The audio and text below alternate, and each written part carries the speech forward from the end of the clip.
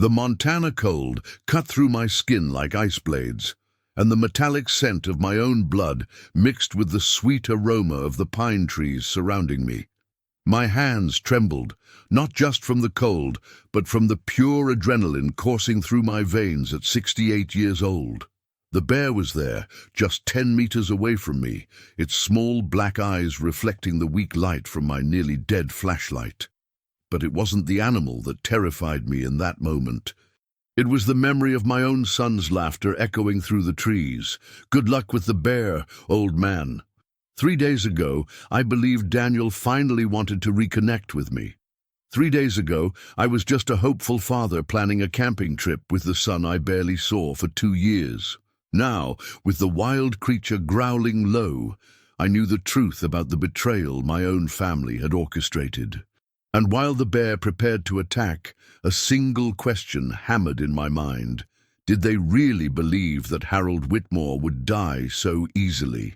The answer would come in the next few hours, when the fight for survival would reveal not only who I really was, but also the secrets they so desperately wanted to bury with me in this frozen forest. Before we continue, subscribe to the channel and tell us in the comments where you're listening from. My name is Harold Whitmore.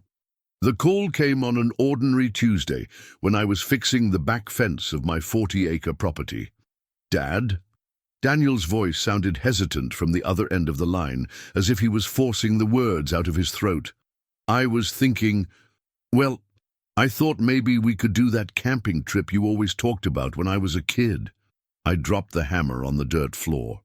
In 43 years of being a father, these were the words I had most dreamed of hearing. Daniel hadn't contacted me for almost 2 years, since that ugly argument about his mother's will, my dear Sarah, who had passed 3 years earlier, leaving an inheritance of $200,000 that I managed alone. "Really, son?" My voice came out more choked than I would have liked. "You really want to spend time with me?" "Of course, Dad. Melissa even suggested it, said it would be good for both of us." He mentioned his wife with a tone I couldn't decipher at the time. "Travis knows a perfect place in the mountains, said it has an incredible view and plenty of game nearby." Travis Cole was Daniel's best friend since adolescence, an experienced hunter who knew every trail in Montana like the palm of his hand. If he was involved, it meant Daniel was really taking the camping trip seriously. "When were you thinking?" I asked, already mentally calculating what I would need to buy for the trip. "How about next weekend? Travis said the weather will be perfect, and I managed to get a few days off work." I accepted immediately, of course. How could I refuse my son's first attempt at reconciliation in 2 years? I spent the rest of the week buying new equipment, checking my first aid supplies, and even visited Dr. Martinez to make sure my blood pressure was controlled for the adventure. On Friday afternoon, Daniel showed up at my door driving a new pickup, a Ford F-150 that must have cost at least $50,000. I didn't ask questions about how he had gotten the money. Daniel worked at a construction company, but his salary was never the best. "Ready for the adventure, Dad?" He smiled, but there was something strange in his eyes, a coldness I couldn't place. Travis was already in the passenger seat, a tall, thin man with a grizzled beard and calloused hands, of someone who spent more time in nature than in civilization. He greeted me with a nod. "Harold, been a while since we've seen each other. Excited to see my secret spot?" "More than you can imagine," I replied, throwing my backpack in the truck bed. During the first 2 hours of the trip, I tried to make conversation with Daniel about work, about Melissa, about their plans for the future. He responded with monosyllables, eyes fixed on the winding road that led us to the mountains. Travis filled the silences, telling hunting stories, some I had heard 3 or 4 times over the years. It was when we started climbing a particularly steep trail that I noticed Daniel and Travis exchanging looks through the rearview mirror. Quick glances, almost imperceptible, but carrying a weight that made me uncomfortable. "How much longer, Travis?" I asked, watching how the vegetation grew denser and the cell signal disappeared completely. "Not much more. The place is well isolated, just like you like it." Travis smiled at me, but the smile didn't reach his eyes. "It'll be an unforgettable weekend. You can bet on it." The sun was setting when we finally stopped in a clearing surrounded by giant pines. The air was freezing, and my breath formed small vapor clouds. It was a beautiful place, no doubt, but there was something unsettling about how the forest silence seemed absolute, broken only by the wind through the trees. We set up camp while there was still light. 2 tents, one for Daniel and one for me, while Travis said he preferred to sleep in the pickup. We made a fire and prepared a simple meal of canned beans and sausage I had brought. During dinner, Daniel finally livened up. He talked about childhood, about the times we would go fishing in the creek behind the house, about how he missed those times. For the first time in years, I felt I was talking to my real son, not the bitter stranger he had become. "Remember that time you taught me to make rabbit traps?" he asked, stirring the embers with a stick. "I remember. You cried when we caught the first rabbit."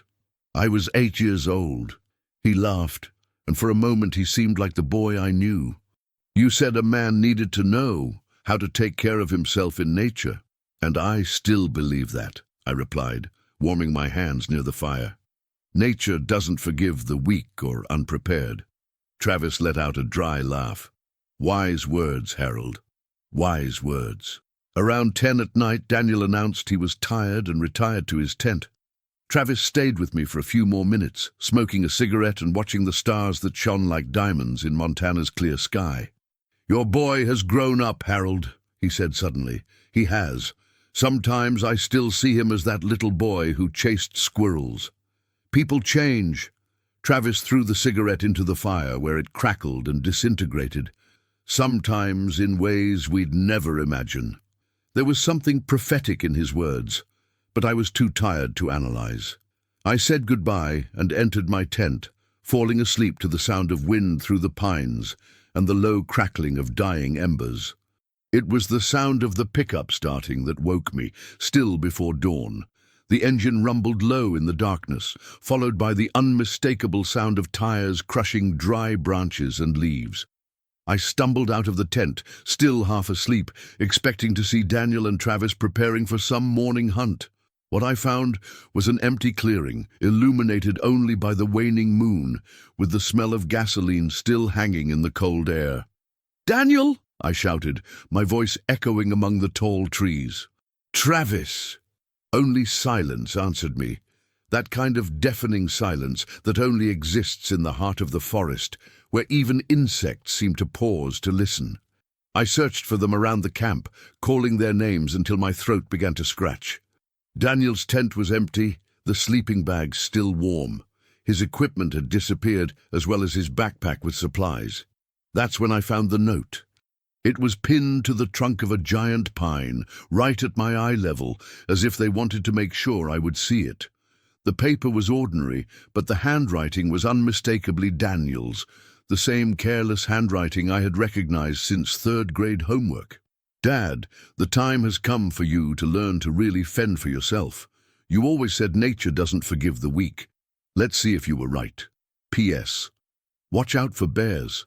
Travis saw fresh tracks yesterday. Good luck." I read the note 3 times before the words really penetrated my mind.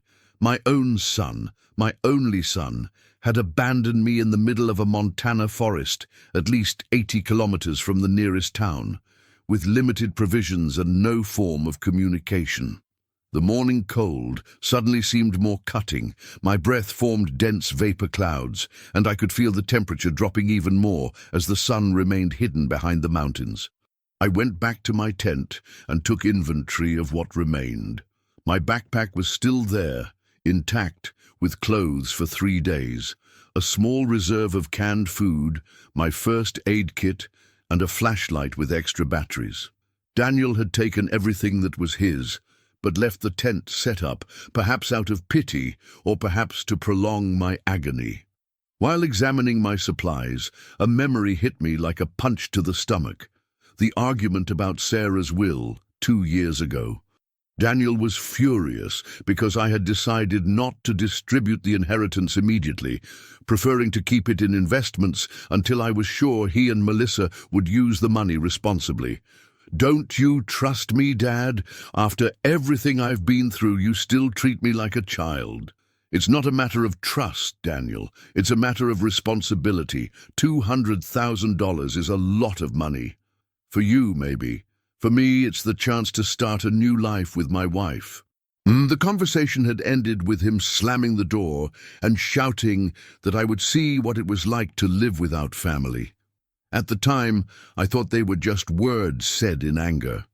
Now, sitting in a frozen clearing in the middle of nowhere, I realized he had planned to fulfill the threat literally, but there was something more. The new pickup, the brand-name clothes Daniel wore, the way Travis avoided looking me in the eyes. They desperately needed money, and my accidental death on a hunting excursion would solve all their problems. As the only heir, Daniel would receive not only the $200,000 from Sarah's inheritance, but also my property, which was easily worth another $300,000. My retirement and the $100,000 life insurance I had religiously maintained for 30 years. $600,000. An amount that would transform any young couple's life, especially if it only cost the life of a stubborn 68-year-old man that nobody would miss much. The sun finally appeared between the trees but brought little warmth. I knew I needed to move, find better shelter or at least a water source. Travis had mentioned bear tracks, and whether that was true or just part of the psychology of abandonment, I couldn't take risks. I put the note in my jacket pocket, evidence I might need later if I survived to tell the story, and began to dismantle the camp. If Daniel wanted to see me dead, he would have to wait a bit longer. Because Harold Whitmore hadn't survived 40 years of hard work on the farm, his wife's death, and the ups and downs of rural life to die betrayed by his own blood. As I folded the tent, I heard a sound that made my blood freeze, a low, deep growl coming from the thick woods about 30 meters to my left. Travis wasn't lying about the bears. The growl came again, closer this time, followed by the unmistakable sound of branches being broken by something large moving through the dense vegetation. My body reacted before my mind. 40 years dealing with farm animals had taught me to recognize when a predator is assessing its chances. I moved slowly backward, keeping my eyes fixed on the direction of the sound, while my hands blindly searched for anything that could serve as a weapon. That's when I saw it. A massive grizzly bear emerged from the trees, easily 250 pounds of muscle and dark brown fur. Its small eyes fixed on me immediately, and it reared up on its hind legs for a moment, a dominance display that made me feel smaller than a child. "Don't run," my father's voice echoed in my mind. He had taught me about bears when I was 12, during our first hunt together. "Running, you become prey. Stay big, speak low, back away slowly." "Easy there, big guy," I whispered, extending my arms to appear larger. "I'm not looking for trouble." The bear dropped to all fours and observed me for long seconds that seemed like hours. I could smell the musky scent of the animal, mixed with the sweet aroma of wild honey.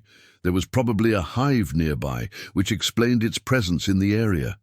I backed away step by step, maintaining eye contact, until my hand found the handle of the small axe I used for cutting firewood. It wasn't much against an animal of that size, but it was better than nothing. The bear sniffed the air a few times, clearly uninterested in a skinny old man like me. After a few more tense seconds, it turned and disappeared into the woods with the same quietness it had arrived. I waited 5 full minutes before moving again. My hands were trembling, not from fear, but from pure adrenaline. At 68, I still had reflexes, could still think under pressure. Daniel had underestimated the old man. I finished packing my equipment and studied the terrain.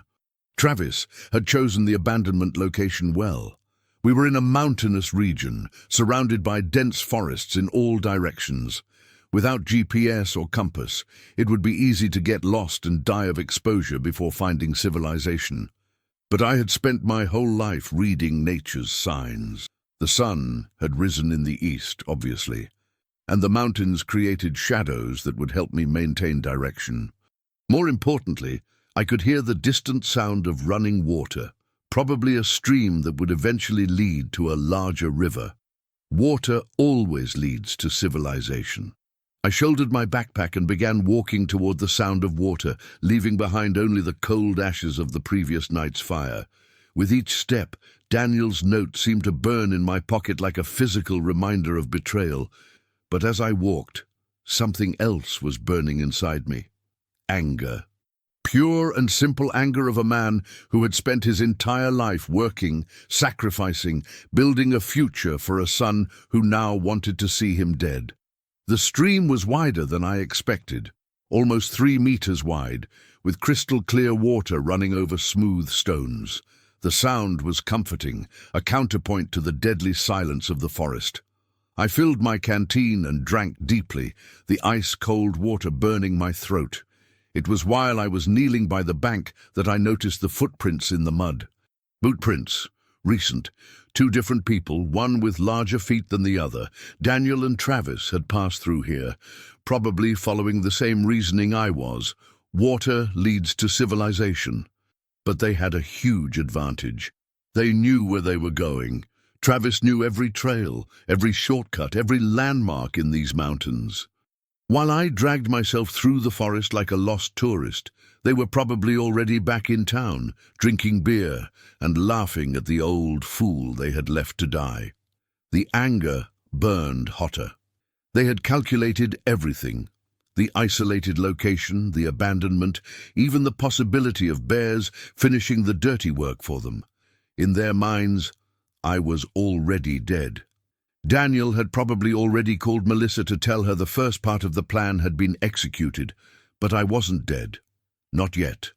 Following the stream downstream, I kept my eyes open for any sign of civilization, trails, old camps, power lines, anything that indicated human presence. The day was warming up, but in the forest shadows the air still cut like ice. After 2 hours of walking, I found something that made my heart race, the carcass of a half-eaten deer with characteristic claw marks. Fresh, very fresh. The bear was hunting in this area, and I was walking straight into its territory. I quickened my pace, the axe now firm in my right hand. At every strange sound in the woods, my head turned, looking for signs of the predator. But it was another sound that finally caught my attention. The distant noise of an engine. A road. There was a road nearby. The engine sound disappeared before I could determine exactly where it came from, but it was enough to give me renewed hope.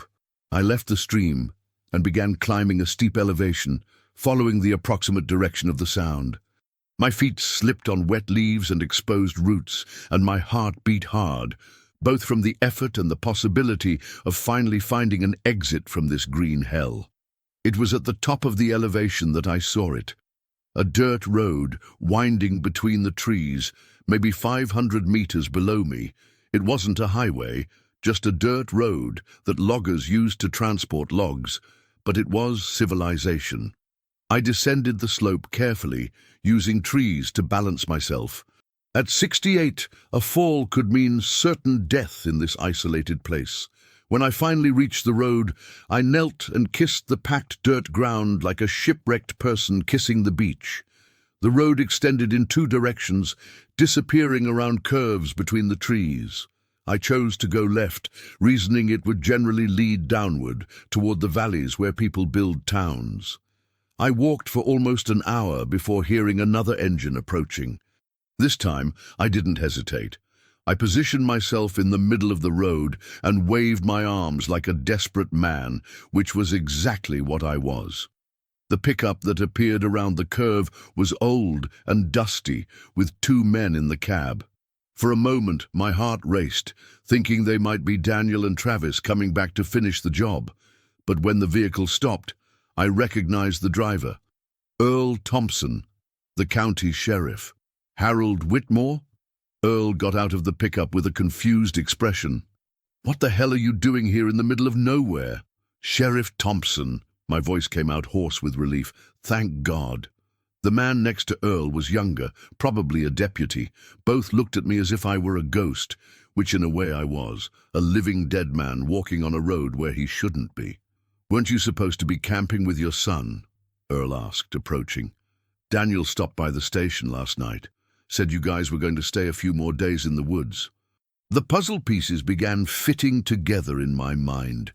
Daniel had built an alibi, established a timeline. In his version of the story, I was still alive and happy at camp, which would give him time to return to town and pretend normalcy while awaiting news of my accidental death. "Daniel abandoned me," I said simply, taking the note from my pocket. "Read this." Earl took the paper and read silently, his expression changing from confusion to something much darker. The deputy looked over the sheriff's shoulder and let out a low curse. "This can't be right," Earl murmured. "Daniel was always a good kid." "Good kids don't abandon their father in a forest to die," I replied, bitterness leaking into my voice. "Not when there's $600,000 in inheritance at stake." I explained everything during the ride back to town. Daniel's evident debts, the expensive pickup, the way he and Travis had exchanged looks during the trip, the perfect timing of the abandonment. Earl listened in silence, occasionally asking questions that showed he was taking the situation very seriously. "I'll need you to file a formal complaint," he said when we reached the station. "This is attempted murder, Harold, not simple abandonment." We spent the next 2 hours documenting everything, from the moment Daniel called me, proposing the camping trip, to the moment Earl found me on the road. The deputy photographed the note and put it in an evidence bag. "Where do you think they are now?" Earl asked. "Probably at Daniel's house, pretending they still believe I'm alive in the forest. Travis will stay nearby until someone reports finding my body." Earl nodded thoughtfully. "Or until enough time passes for them to pretend concern and organize a search team." "Exactly. Daniel will be the worried son, Travis will be the loyal friend who knows the region well. They'll search for me, find my body accidentally, and everyone will sympathize with the poor guy who lost his father in a tragic accident." "Except you're alive," Earl smiled grimly, "and that changes everything." As we talked, an idea began forming in my mind. Daniel had thought of everything except one possibility, that I would survive and return to confront him. He thought he had manipulated all the variables, but there was one he couldn't control, my will to live and my ability to survive. "Earl," I said slowly, "I need a favor. A big favor." "What do you have in mind?" "I want Daniel to keep believing I'm dead. For a few more days, at least." The sheriff looked at me as if I had lost my mind. "Why the hell would you want that?" "Because I want to see how far he's willing to go. I want evidence that this was premeditated, not just a moment of panic or anger. If Daniel really wants my death, I'll give him a chance to prove it." I explained my plan. It was risky and required perfect timing. But if it worked, it would not only prove Daniel's guilt beyond any doubt, but also give me exactly the revenge that a betrayed father deserved. Earl hesitated for long minutes, clearly weighing the legal implications. Finally, he nodded. 3 days, he said. "You have 3 days to get whatever evidence you need. After that, officially, you resurrect from the dead, and my department takes control." 3 days is more than enough, I replied, feeling a cold smile spreading across my face. Daniel wanted to play games with his father's life? Very well. But now the rules had changed, and the old man was about to teach his son a lesson he would never forget. Earl lent me an old pickup and took me to a motel on the outskirts of town, where I registered under a false name. The room was small and smelled of disinfectant, but it had something I desperately needed.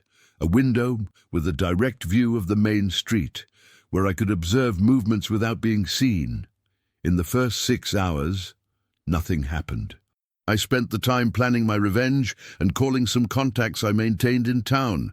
As a small town, everyone eventually passes through the main street, and I knew Daniel would appear at some point. It was just after dark that I saw him. The new Ford F-150 passed slowly down the street, Daniel driving with Travis in the passenger seat.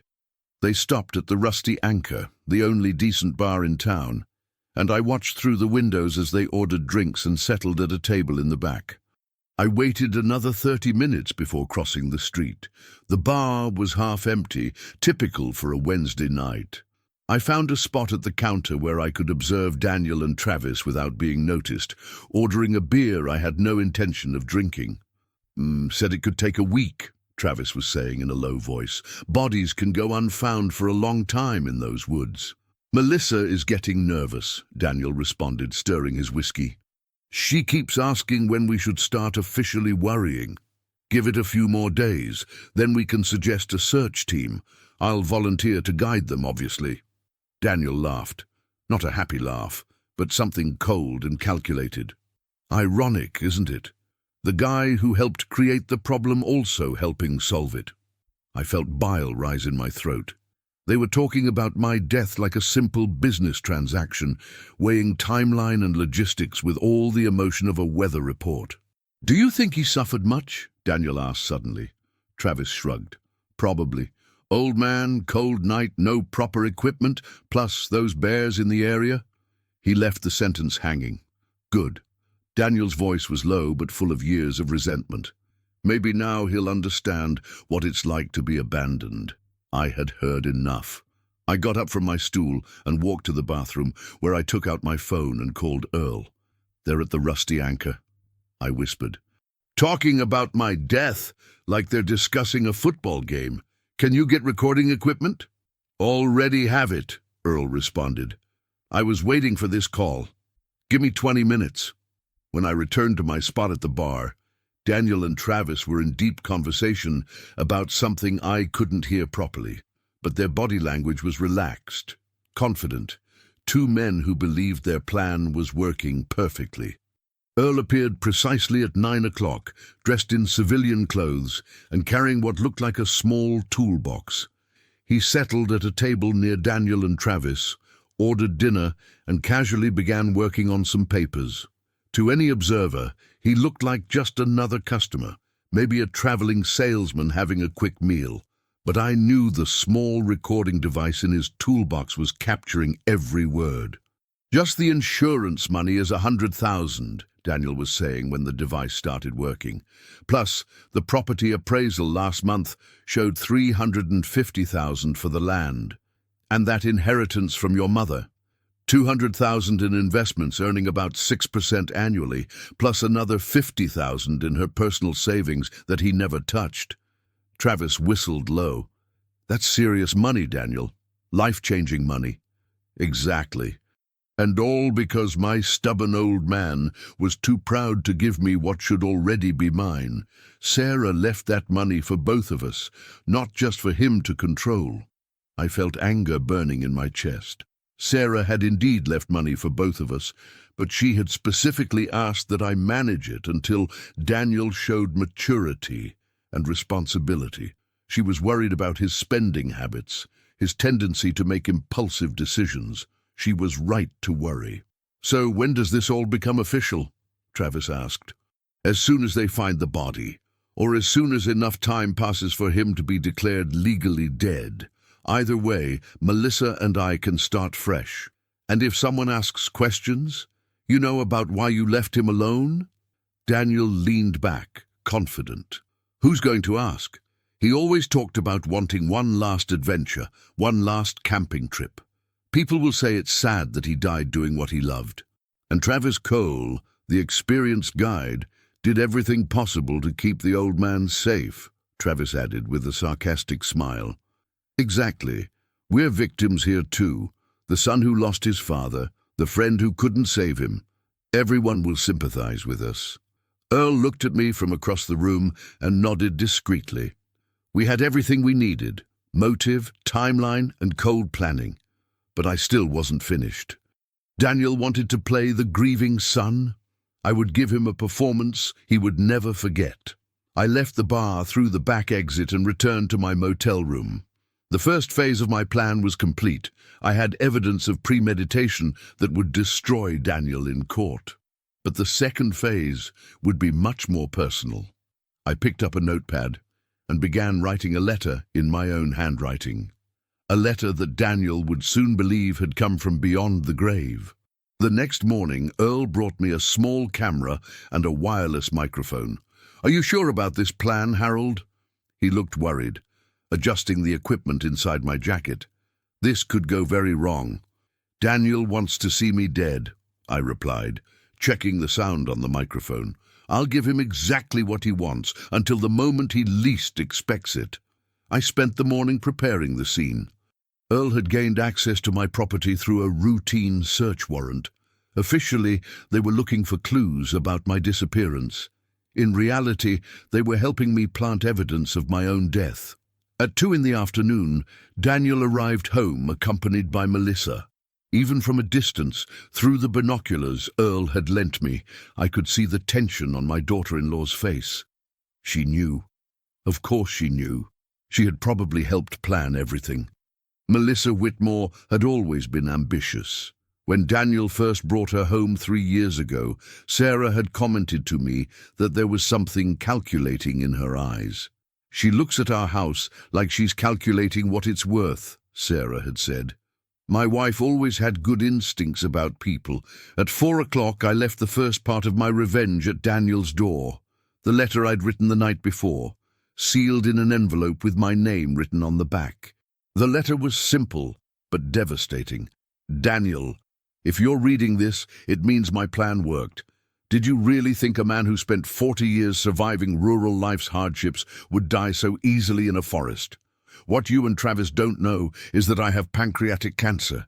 6 months to live, at most. Dr. Martinez has all the records. I was going to die anyway, son. But you gave me a chance to do it on my own terms. Thank you. The inheritance and property are yours now, exactly as you always wanted. But remember, you killed me for money I was already planning to give you anyway. Live well with that. Dad." Of course I didn't have cancer. Dr. Martinez gave me a clean bill of health just 2 weeks ago, but Daniel didn't know that, and the guilt this letter would generate was just the beginning. Earl called me at 6 in the evening. He found the letter. Melissa was with him when he read it. Both looked like they'd seen a ghost. "Perfect. Phase 2 begins tomorrow. Harold, maybe we should— 3 days, Earl. You promised 3 days." That night, sleep was impossible. Not because I was afraid or nervous, but because the adrenaline of revenge was running through my veins. At 68, I felt more alive than I had felt in months. Daniel wanted to play psychological games. He was about to discover that the student hadn't surpassed the teacher. The next morning, I implemented Phase 2. I began appearing in places around town where Daniel might glimpse me, but never long enough to be sure. First, I stayed in the back of the cemetery where Sarah was buried, knowing that Daniel occasionally visited her grave.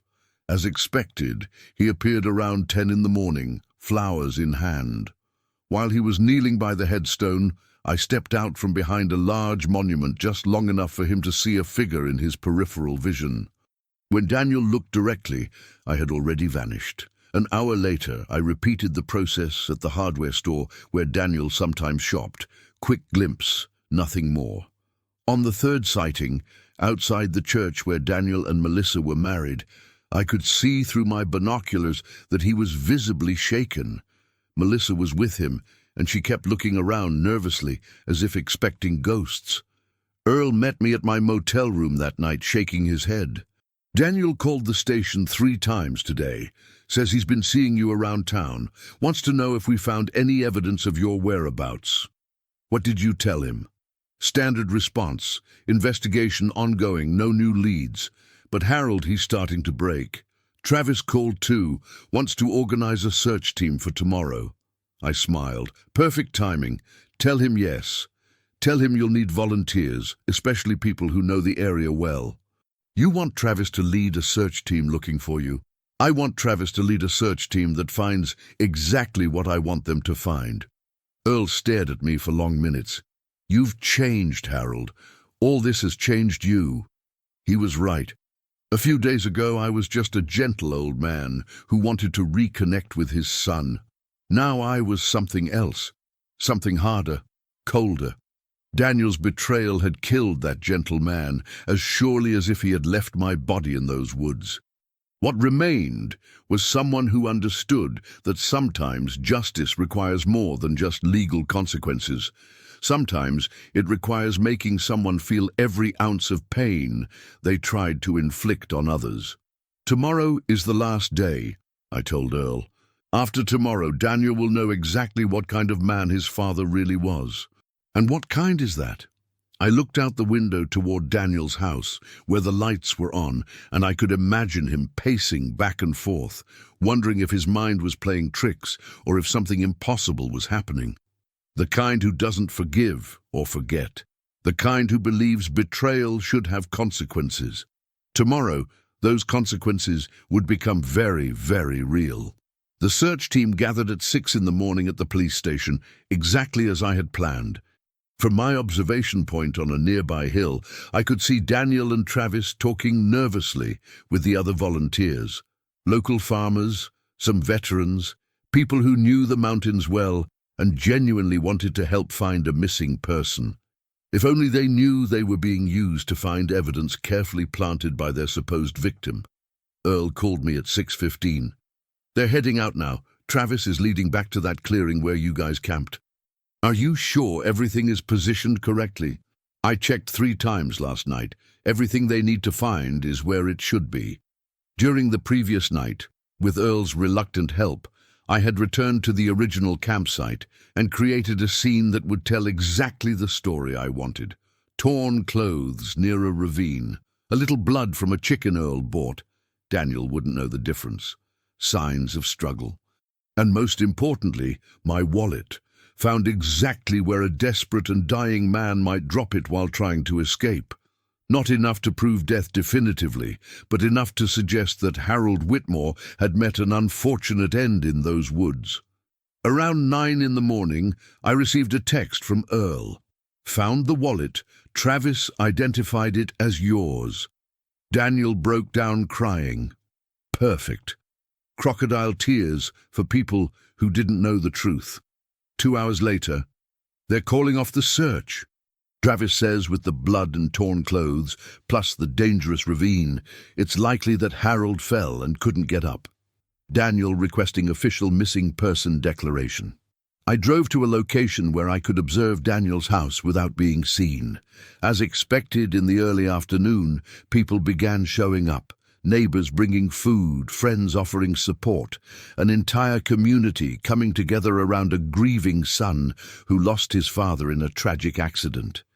Melissa played her part perfectly, supportive wife consoling her devastated husband. But through my binoculars, I could capture moments when she thought no one was looking, when her expression wasn't grief, but something much more like relief. Both were acting, and they did it very well. But I had one final performance planned that would destroy their careful act forever. That night, Earl and I made our final preparations. You know that once we do this, there's no going back, he warned me. Daniel will know everything, and he'll probably face prison for a long time. Good. Maybe some years in prison will teach him about abandonment and betrayal. Earl shook his head, but didn't argue further. We had gone too far to stop now. At 9 at night, when most of the community support had gone home and Daniel was alone with Melissa, I made my move. I walked straight to the front door and knocked. Through the window I could see Daniel sitting in the living room, glass of whiskey in hand, looking exactly like a devastated man. Melissa was beside him, rubbing his shoulders consolingly. The knock froze them. Daniel looked at Melissa with confusion. Are you expecting anyone else? She shook her head. I knocked again, 3 slow and deliberate knocks. Daniel got up slowly and walked toward the door, Melissa following closely. Through the peephole, he wouldn't see anything. I was standing outside his line of sight. Who is it? He shouted. I didn't answer. Instead, I knocked once more, then stepped back into the shadows. Daniel opened the door cautiously, peering into the darkness. Hello? Nothing. But when he started to close the door, I stepped into the light. Our eyes met at maybe 3 meters distance. Daniel's face went completely white. His mouth opened, but no sound came out. "Hello, son," I said calmly. "We need to talk." Daniel stumbled backward, bumping into Melissa, who looked at me and let out a small scream. You should be... Daniel's voice was just a whisper. "Dead?" I walked closer, watching him retreat further into his own house. "Sorry to disappoint you. But Travis found blood and your wallet and..." "Staged." I passed through the door, Earl appearing at my side with his badge visible. "Everything carefully staged while you and Travis pretended to search for a body that never existed." Daniel looked between me and Earl, realization slowly dawning on his face. This was all a test," I finished. "A test to see exactly how far my loving son would go when he thought he had successfully murdered his father." Melissa had gone silent, pressed against the wall, her face pale as death. Earl stepped forward with handcuffs. "Daniel Whitmore, you're under arrest for attempted murder, conspiracy, and fraud. Travis Cole is being arrested simultaneously." "Wait!" Daniel's voice cracked. "I can explain. I wasn't really going to... Kill me?" I laughed, but there was no humor in it. "Daniel, you left me alone in freezing temperatures 80 kilometers from civilization, knowing there were bears in the area. What exactly do you think would have happened?" I thought you could handle it. You're strong, Dad. You always said..." "I said many things when you were a child who needed to learn about survival. I never said I wanted to die alone and abandoned by my own son." While Earl read Daniel his rights, I looked around the house that would soon be empty, its mortgage probably in arrears, since Daniel had been living beyond his means for months. All that conspiracy, all that planning, and for what? Money that would be his anyway in a few years. Security that his parents had spent their entire lives trying to provide for him. Instead, he had thrown it all away for a chance at immediate gratification and freedom from a father who only wanted to love him. "Harold," Daniel said, as Earl led him toward the door. "Dad, please, I'm sorry, I was desperate. And Melissa said..." "Melissa said what?" I turned to look at my daughter-in-law, who was now crying silently. She said you were holding us back, that we deserved a fresh start without you controlling everything." I looked at Melissa, this woman who had poisoned my son's mind against his own father, and felt nothing but pity. "You destroyed your own family for money that would have been yours through inheritance anyway. You're both fools." When Earl took Daniel away in handcuffs, I heard my son screaming, "Dad, please don't let them take me." But a man who begs for mercy while being arrested for planning his father's murder is not a son worthy of that mercy. I turned and left, leaving Daniel and Melissa to face the consequences of their betrayal alone. 3 months later, I sat in the courtroom listening to the judge sentence Daniel to 8 years in prison for attempted murder, conspiracy, and a dozen other charges the prosecutor had accumulated. Travis received 6 years for his participation as an accomplice. Both men looked older, broken by the weight of what they had tried to do and the consequences that followed. Melissa testified against both in exchange for immunity, claiming she had been manipulated and threatened into participating in the plan. The jury didn't completely believe her, but without solid evidence of her direct involvement, she escaped jail. She lost the house, though, couldn't keep up with the mortgage payments without Daniel's income, and legal fees consumed whatever savings they had managed to accumulate. Last I heard, she was working 2 jobs and living in a small apartment on the other side of town. The irony didn't escape me. By trying to steal my money, they had bankrupted themselves completely. But sitting in that courtroom, watching my only son being led away in handcuffs, I felt no satisfaction, just a deep, empty sadness that seemed to echo through my chest like an empty cave. After the sentencing, Earl walked me to my pickup. "Are you okay, Harold?" "Define okay?" "Fair." He leaned against the pickup door. For what it's worth, you did the right thing. What Daniel planned, that wasn't just desperation. It was evil. I nodded, but the words seemed empty. Yes, Daniel had planned evil. Yes, he deserved punishment. But at what cost? I had gained justice and lost my son forever. Even when he got out of prison in 6 or 7 years with good behavior, there would be no relationship to rebuild. Trust, once completely broken, rarely heals. "What will you do now?" Earl asked. "Live," I said simply. "Continue living the life Daniel tried to end." And that's exactly what I did. I kept the farm running, tended to Sarah's grave, even started volunteering at the local senior center, something I never had time for when I was focused on being father to an ungrateful son. Slowly, over the months, the empty feeling began to fill with something else. Peace. Not happiness. I didn't think I would feel genuine happiness again, but a kind of acceptance that this was how my story would end. Not as a father who had successfully raised a good son, but as a man who had survived betrayal and found a way to continue living despite it. 6 months after the trial, I received a letter from Daniel in prison. I stared at it for a long time before opening it, wondering what my son could possibly have to say that would matter now.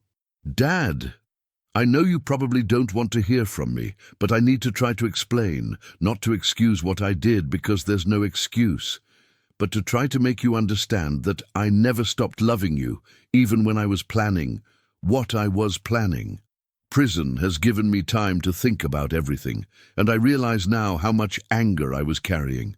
Anger about Mom's death, about feeling like you controlled everything, about thinking I wasn't good enough to inherit what should be mine.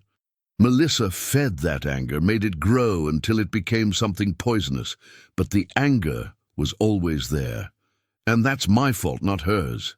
I don't expect forgiveness. I don't even deserve it. But I wanted you to know that every night I dream about those woods where I left you, and every morning I wake up grateful that you survived, even though it meant my capture. The thought of you dying alone because of something I did haunts me more than the 8 years I'm facing. I hope you can find peace, Dad. You deserve it. With love and regret, Daniel." I read the letter 3 times, then carefully folded it and put it in my desk drawer. Not because I was ready to forgive, I wasn't sure I ever would be, but because it was the first honest communication I had received from my son in years. Maybe there was something worth saving after all. Maybe not today, maybe not in the next few years, but someday, or maybe not. Maybe the betrayal had been too complete, the damage too extensive. Only time would tell. What I knew was that Harold Whitmore was still alive, still breathing, still facing each day with the determination that had sustained me through farming, marriage, fatherhood, and attempted murder. Daniel had tried to write the ending of my story.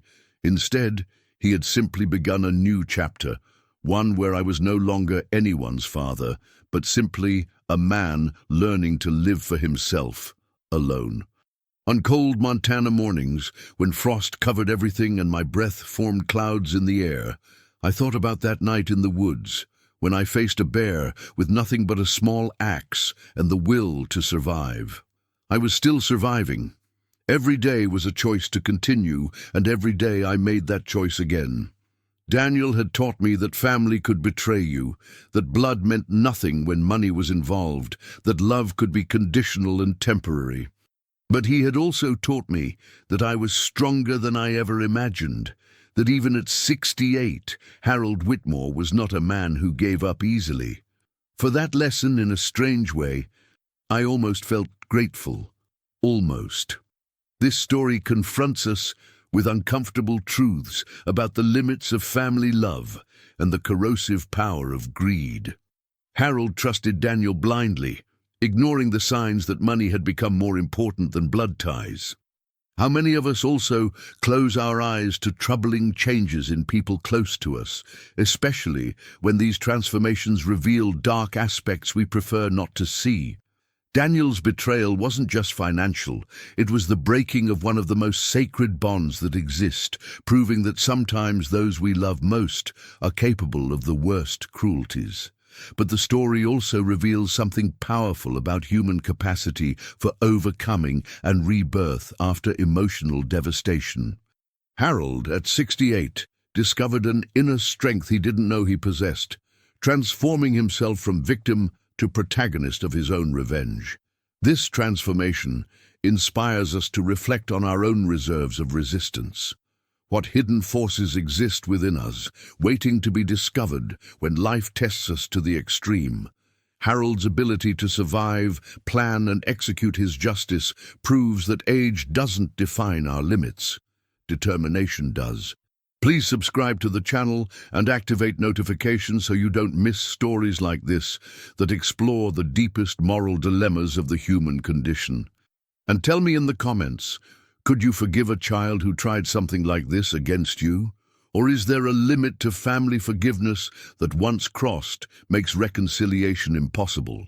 Share your perspective on how far family loyalty goes when confronted with absolute betrayal.